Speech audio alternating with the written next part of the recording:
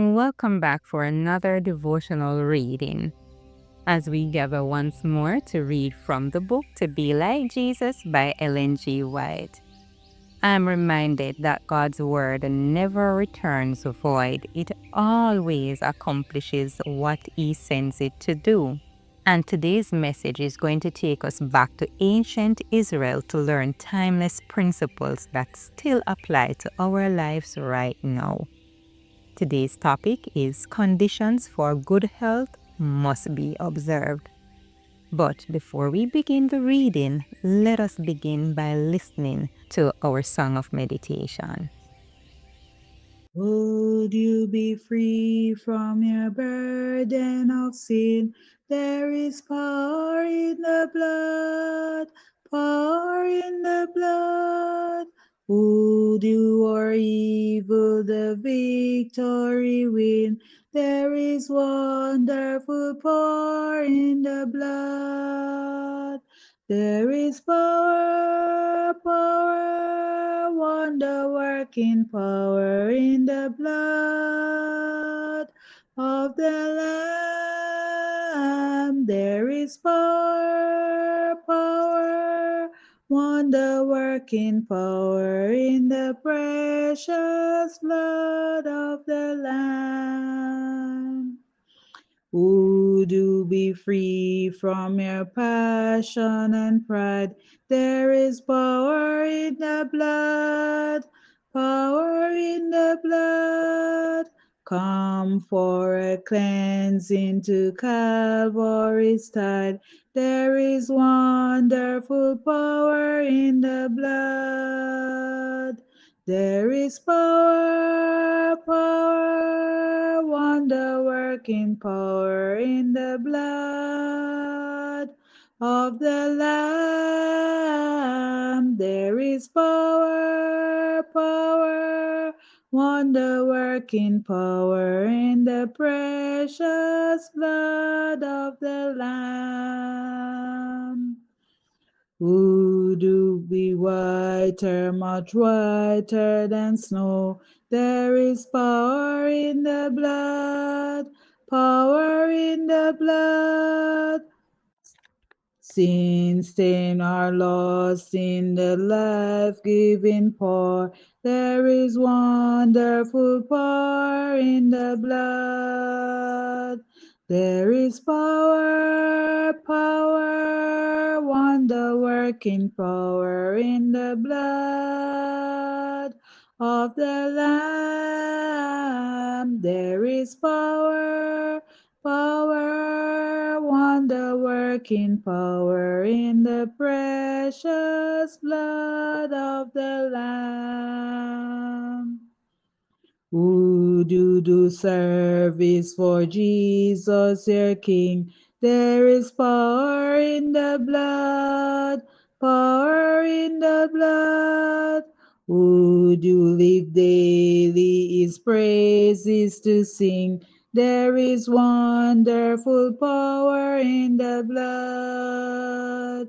There is power, power, wonder working power in the blood of the Lamb. There is power, power, wonder working power in the precious blood of the Lamb. What a blessing that was.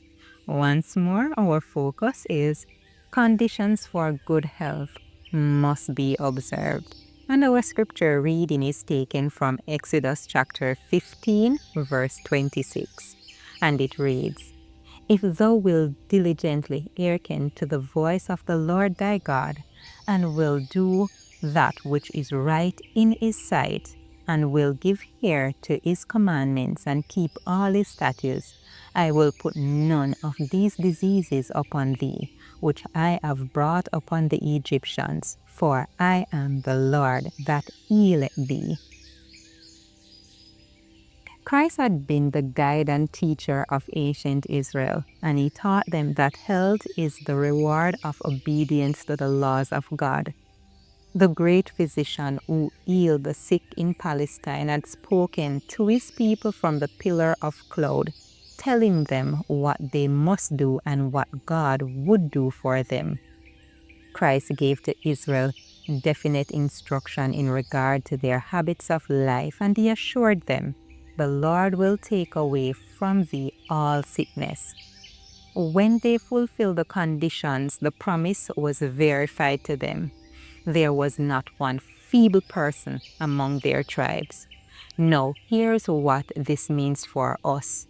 These lessons are for us today. There are conditions to be observed by all who would preserve health. All should learn what these conditions are. The Lord is not pleased with ignorance in regard to his laws, either natural or spiritual.